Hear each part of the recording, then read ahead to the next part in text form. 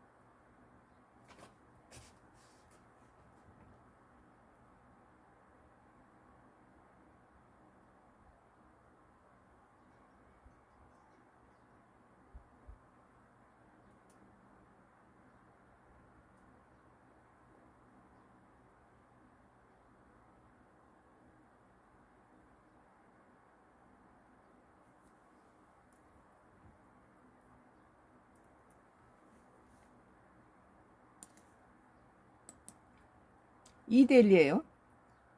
2025년도 7월 7일자 기사입니다. 북응답 없지만 정부 표류 주민 6명 곧 해상 소환. 뭐 응답이 없어도 우리 쪽에서 최선을 다해주면 북한에서도 좋은 반응이 온다고 나는 생각해요. 이재명 정부가 들어서 이틀 만에 대북 방송을 끄니까 북한에서도 대북 방송 꺼줬잖아요. 북표류 주민 6명은 모두 귀환 희망. 그 사람들 전부 잘못해서 배가 왔으니까 다시 자기 북한이 가겠다고 희망했다는 거예요. 이르면 이번 주 추진. 인도주의적 견제에서 조속하고 안전하게 송환. 타고 목선 이용해 해상으로 넘어갈 듯. 이 대통령 지시 속에서 남북 연락 채널 복원 계기 기대감. 북한에서 떠밀려서 온 목선에 그것을 그냥 다른 정부는 북한에 잘못되는 뭐 해결을 하고 우리나라에 정착하라는 등 이런 식으로 했을 텐데, 그냥 이재명 정부는 남북 관계 개선을 위해서 이 사람들이 북한에 다시 돌아가기 원한다니까 그렇게 다 해주는 거예요.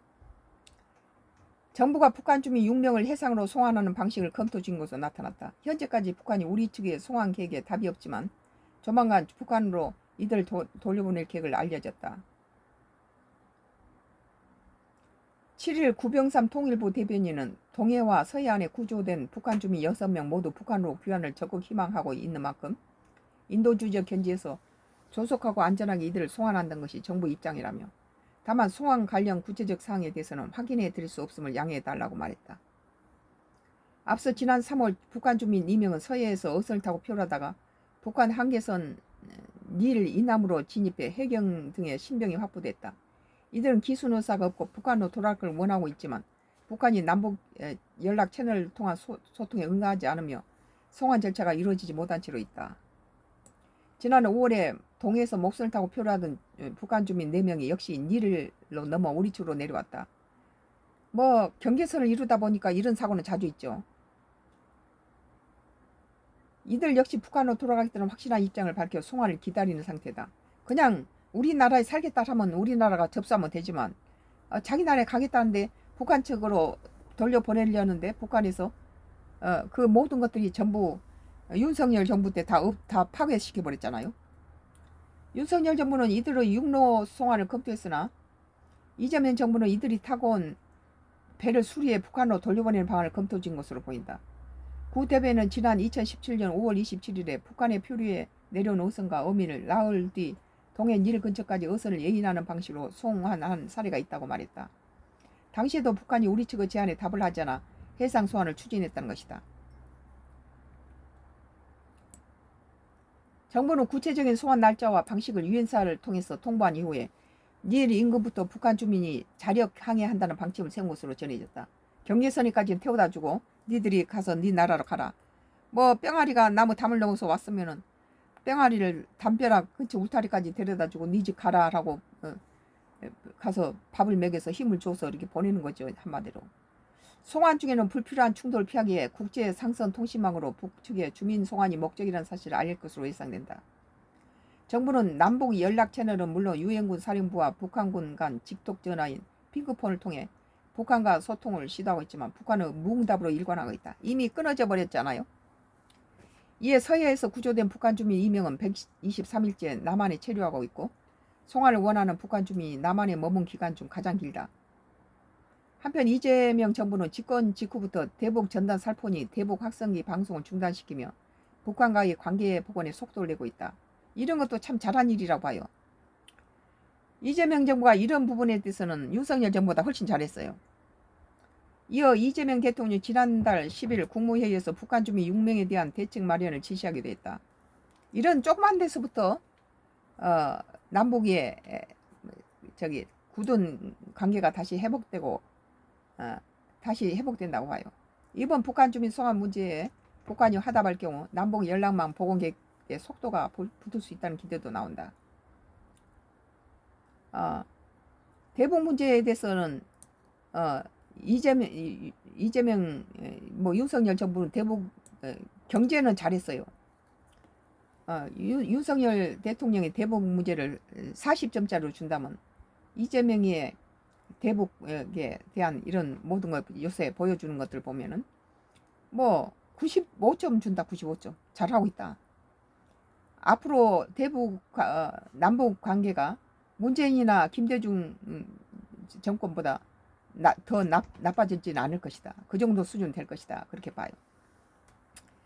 이렇게 남북 문제가 화해를 하고 좋은 관계가 유지하고 뭐 이산가족 상봉하고 이런 때는 우리 한반도가 평화로웠어요. 전쟁 위험이 없었죠. 그러나 서로 대치를 하고 보수층이 정권을 잡았을 때는 누구나 할 것 없어요. 다 국가가 불안해지고 그러죠.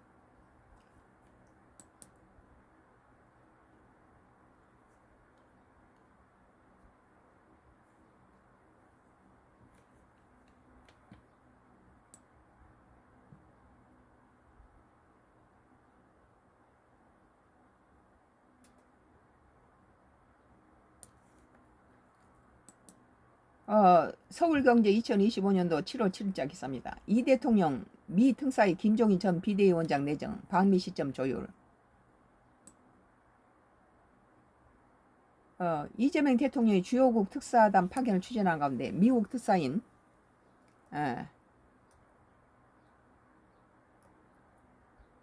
김종인 전 국민의힘 비상대책위원장을 기용하기로 했다고 7일 알려졌다. 대통령실은 김종인 전 위원장과 김우영 더불어민주당 의원을 미국 파견 특사로 선정했다. 김종인이 나이는 늙었지만 상당히 젊은 놈 못지않게 똑똑하죠. 감각도 빠르고 정확하고. 근데 나는 불려고 하고 내일 요구를 했는데 그 사람의 능력은 인정하죠. 정계 원로인 김 전 위원장은 지난 5월 8일 이 대통령과 비공개 만찬을 갖기도 했다. 김 전 위원장은 이날 대통령실로부터 특사 제의를 받았음을 인정하며 수락 의사를 밝혔다. 단 구체적인 방미 일정에 대해서는 미국 측과의 협의가 필요하다고 언급했다. 이번 미국 특사단은 관세 이슈, 한미 정상회담 스케줄, 안보 현안 등을 집중 논의할 전망이다. 특사단에 통참하는 김우영 의원은 이 대통령 민주당 대표 재임 시절 정무조정실장을 맡았던 핵심 측근이다. 이 대통령 미국에도 동맹국 우방 등 10여 개국의 특사단을 보낼 방침이며 현재 각국별 파견 인선 작업을 진행하고 있다. 잘하고 있어요. 이재명이가 지금 단지 사법에서 입법 사법 행정에 대해서 이게 상급이 분립이 안 되고 사법을 마음대로 독재를 한다. 이런 부분과 뭐 지금 한 달 만에 18조로 돈을 갖다 빚을 내서 쓰고 지금 막 퍼주기를 하는 것은 성남시장이나 경기지사 때 했던 버릇을 예, 예, 그 영광군에 가서 재보궐선거 때 했던 그런 돈 퍼주기 나라 돈 막 쓰는 거 이것은 참 걱정스러운 부분이죠. 오늘 서울경제 2025년 7월 7일자 기사 이 대통령 미 특사의 김종인 전 비대위원장 내정 방미 시점 조율이라는 기사에 대해서 썬가 크루스의 나의 정치 코멘트를 했습니다.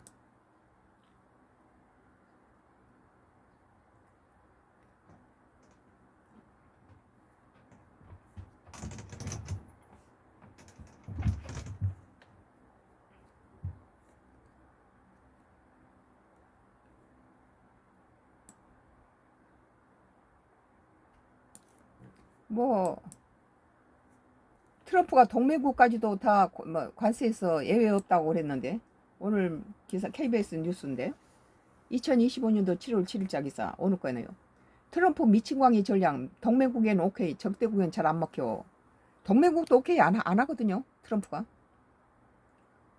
수시로 자신의 말을 바꾸는 트럼프 미 대통령 예측 불가성에 따른 내가 돈키호테다고 그랬잖아요. 미친광이 전략이 동맹국들에게는 어느 정도 효과가 내고 있지만 적대국들은 그렇지 않다는 분석이 나옵니다. 동맹국들은 오케이 거절 못했다는 거죠. 현지 시간 6일 영국 BBC 방송은 집권 1기부터 대내외 정책 결정에 예측 불가능한 개인적 성향을 10분 활용해온 트럼프 대통령이 이제 이 같은 미친광이 전략을 국가 수반의 외교 노선을 뜻하는 독트린 수준으로 격상시켰다는 것이 전해졌습니다. BBC는 패턴이 나타나고 있다며 트럼프에 대해 가장 예측 가능한 점은 예측 불가능하다는 점이다. 돈키호테가 그렇잖아요. 트럼프는 자기 생각을 바꾸고 자기 말을 부인하면 일관적이지 않다고 지적했다. 피터 트루보이치 런던 정경대 교수는 트럼프는 리처드 닉슨 이후 어쩌면 가장 중앙 집권적인 정책 결정을 하고 있다며 이 같은 정책 결정은 트럼프의 성격, 선호, 기질에 점점 더 좌우되고 있다고 말했습니다. BBC는 트럼프 대통령 미치광이 전략이 동맹국에는 어느 정도 효과를 내고 있다고 분석했습니다.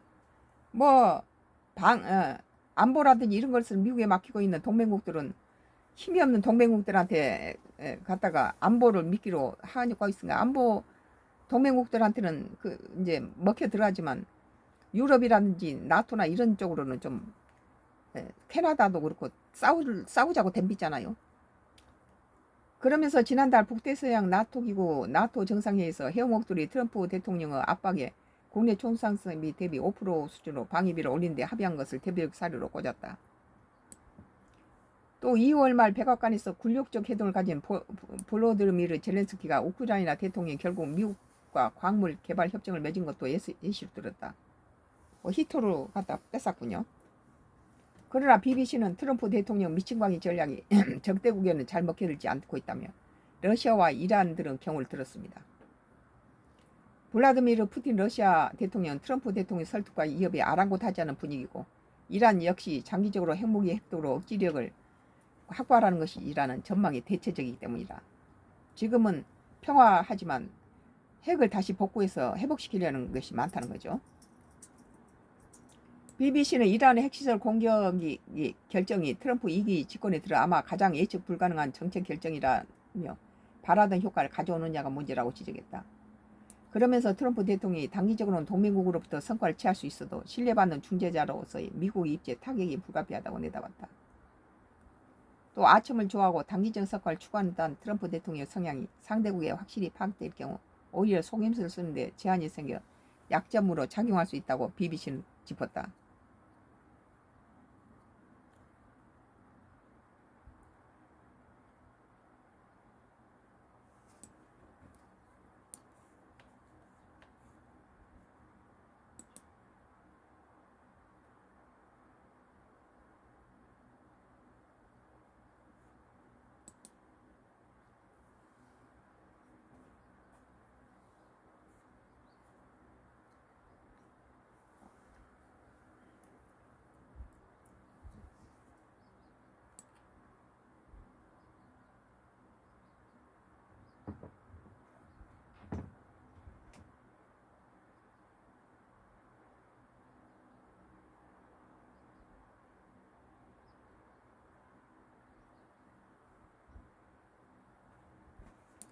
에, 오늘 세계일보예요. 2025년도 7월 7일자 오늘자 기사네요. 남도에서는 아이 장축접 생기면 안 돼. 위기 소아외과계 파격수가 인상 등 조치 필요. 의료진 사이에서는 지금 남도에서 아이가 장축접이 생기면 안 된다는 말을 합니다. 소아외과 의료진이 없어 전국을 떠돌 수 있기 때문입니다. 아이들 안 낳기 때문에 소아외과가 다 문을 닫아버리죠. 장사가 안 되니까. 소아외과 분야 의료진은 소아마취와 소아안과 안과 분야가 사정이 그나마 나은 편이고 정형외과, 흥부외과 전국에 10명 이하입니다. 남소연 부산 백병원 소아외과 교수. 소아마취 전문의가 많다는 건 오해입니다. 업무의 50%를 소아 업무를 하는 소아마취 전문의는 전국에 20명이 채 안 됩니다. 장영은 서울대병원 마취통증의학과 교수가 그러고 안과가 나은 편이라고 하는데 현실은 좀 다릅니다. 그리고 그중 절대 다수가 수도권에 몰려있고 안과 특성상 10년 이상 추적 관찰해야 하는데 소아안과 전문의 3분의 2 이상이 서울 경기에 있습니다. 충청 이남 지역 선생님들은 내가 나가면 대를 이을 사람이 없다고 말합니다.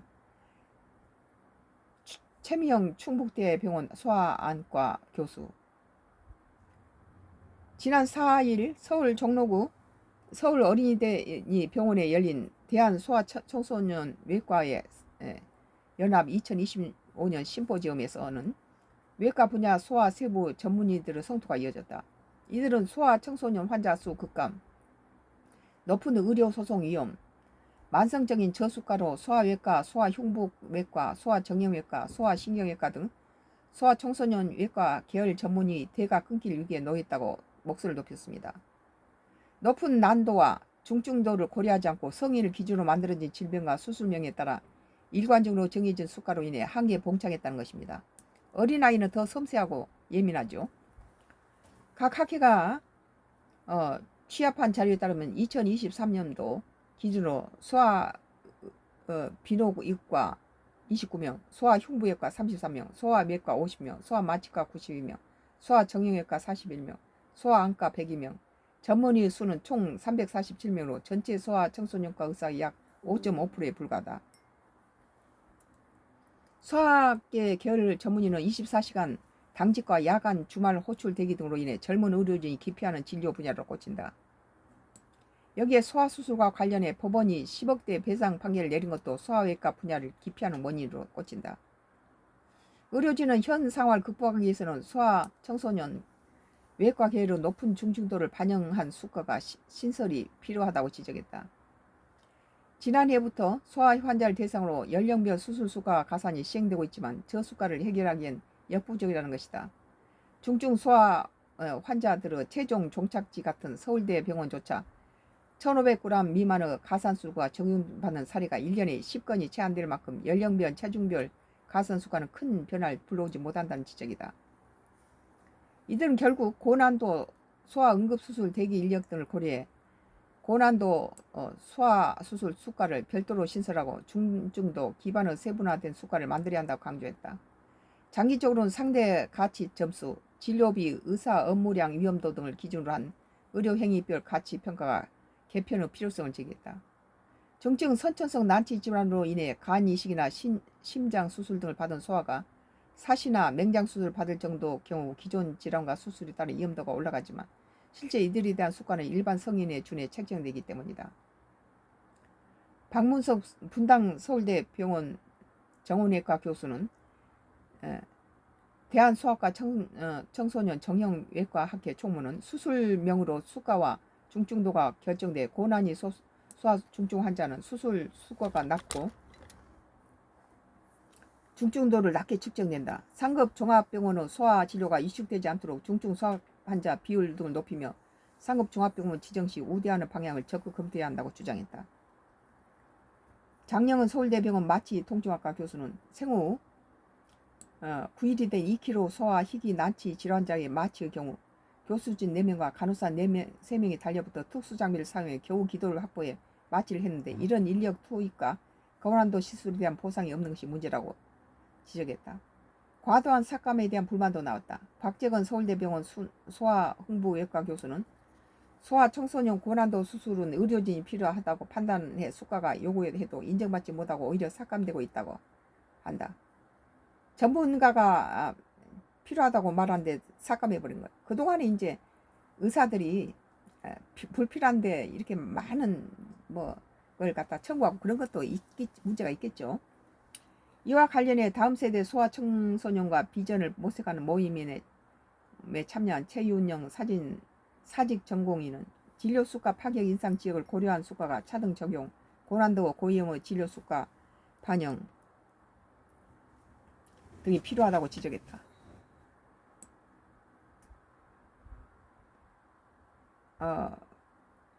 그는 고갈되고 있는 건강보험 재정 외에 단기적으로 저출산 대책 예산의 10%를 활용하면 5조 원 정도 확보가 가능하다고 말했습니다. 저출산으로 인해서 소아의 환자도 없고 이들에 대한 환자도 부족하고 의사도 부족하고 그런 상태네요.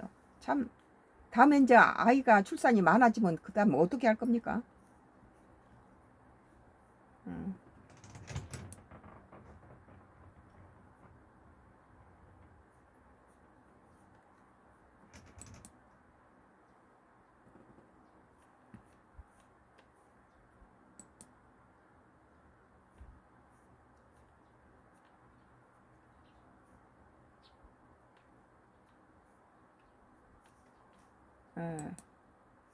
뉴시스에서 2025년도 7월 7일자 기사예요. 트럼프가 각국 관세의 서한 발송 예고 한국 시간 8시 오전 1시부터. 우리하고는 아직 이렇게 일방적인 관세를 통보하게 전 세계 여러 국가에서 서한 혹은 합의 발송. 도널드 트럼프 미국 대통령이 한국 시간 8시 오전 1시부터 각국의 관세 서한을 발송할 것을 예고했다. 트럼프 대통령 6일 현지 시간 소셜미디어 트루스 소셜에 동부 시간 7일 낮 12시부터 미국 관세 서한 혹은 합의를 발송할 것이라고 발표했다. 참 이게 발송 대상은 전 세계 여러 국가로 명시하고 특정 국가를 언급하지 않았다. 트럼프 대통령 이날 뉴저지의 워싱턴으로 돌아가기 전용기 앞에서 만난 취재인에게 7일부터 12개국 혹은 15개국의 관세 서한을 보낼 것이라고 예고했다. 이미 협상을 마친 경우도 있다며 일본은 화요일, 8일, 몇몇 국가에는 수요일 보낼 수도 있다고 설명했다. 트럼프 대통령은 대부분 국가가 9일 협상을 완료할 것이며 서한을 보내든 합의를 이루든지 하나가 될 것이라고 강조했다. 합의가 맺거나 그렇지 않을 경우 일반적으로 관세율을 통보해 무역 협상을 마무리하겠다는 취지로 해석된다. 트럼프 대통령과 배석한 하워드 너트닉 상무장관은 관세 8월 1일 발효될 것이라며 트럼프 대통령이 현재 관세율을 정하고 협상을 하고 있다고 부연했다. 미국이 상호 관세를 발표한 후에 무역 합의를 발표한 국가는 영국, 중국, 베트남 3곳이다.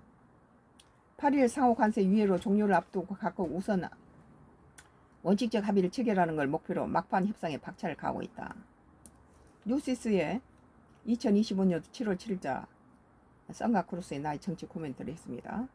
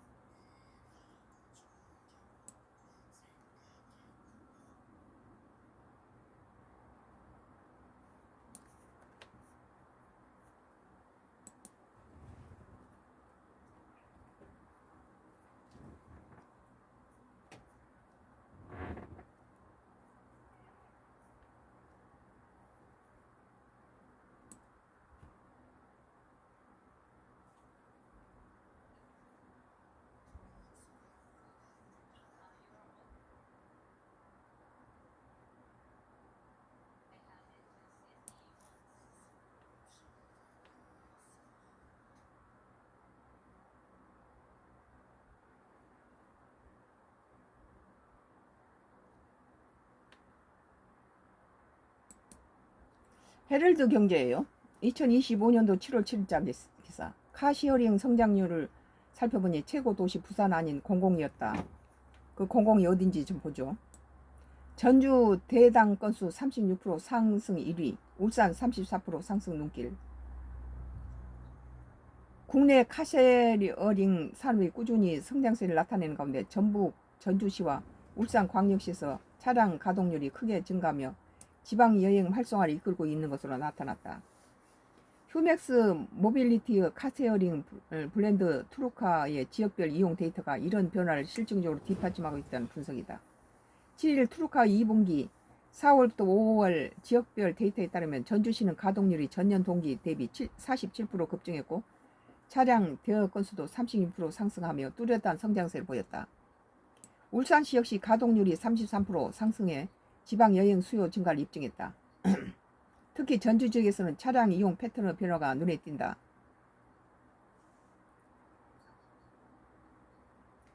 차종별 이용 분석 결과 여행객들의 차량 선호도가 크게 달라졌다. 올해 소나타의 가동률이 전년 대비 16% 급증하며 가장 높은 이용률을 기록했고 이는 중형 세단에 대한 선호도 증가 보여준다. KO5 브리드 3세대, 디올 유니로 하이브리드 등 친환경 차량도 도입도 늘어나 지속 가능한 여행에 대한 관심 증가를 반영하고 있다. 반면 경차 등 소형 차량 비중은 줄어들고 짐을 많이 싣고 여행 가고 그런 데는 대형차들이 좋겠죠. 그 스포츠디 5세대와 같은 SUV 대여 건수가 높게 나타나 장거리 가족 단위 여행객 증가를 시사한다. 한국관광공사가 발표한 2025년도 관광 컨설팅 이슈 발굴 보고서를 보면 올해 주요 관광 트렌드로 로컬리즘 추구와 지역 관광 산업 기반 구축이 선정됐다. 특히 지역별 고유 문화와 새로운 감성 콘텐츠를 결합한 문화 관광에 대한 관심이 확산되면서 지방도시 여행 수요가 증가하고 있다는 분석이다. 전주시는 한국관광공사와 트렌드 트립 리포트에서 뜨는 도시로 선정되며 새로운 관광 수요를 끌어들이고 있다.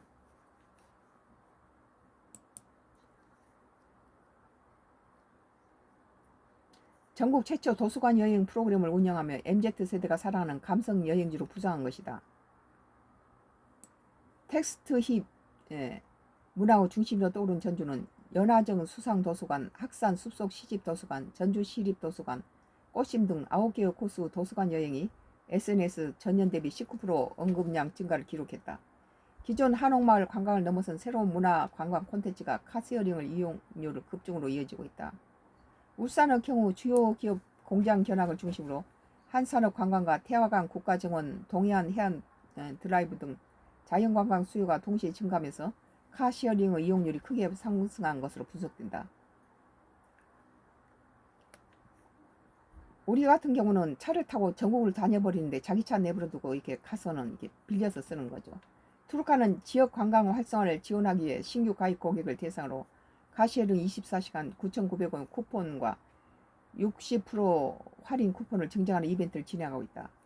안종형 트루카 공동대표는 지방도시 여행 트렌드 확산과 함께 카쉐어링이 지역 관광의 인프라로서 중요한 역할을 하고 있다며 지역별 특성 있는 관광 트렌드 변화에 맞춰 향후 맞춤형 서비스를 통해 지역 관광 활성화에 더욱 기여할 계기라고 말했다. 트루카의 지역 상승 파트너십 프로그램에 관심이 있는 전국 중소 렌터카 업체는 고객센터 또는 트루카 홈페이지 제휴 문의를 통해 상담받을 수 있다 그랬네요. 국내 여행으로 돌려야 돼요. 지금 해외가 너무 덥고 지진 위험도 있고 많은 전염병이라든지 여러 가지 폭염들로 위험하죠. 그리고 우리나라가 지금 24년도에 100억 달러의 적자를 보고 있고 국내 관광 산업을 많이 성장시키고 또 그 바가지 요금은 좀 자제해야 된다고 봐요. 오늘 여기서 끝낼게요. 헤럴드 경제 2025년도 7월 7일자 카쉐어링 성장을 살펴보니 최고 도시 부산 아닌 공공이었다. 전주였어요. 썬과 크루스 나의 정치 코멘트를 여기서 끝내겠습니다.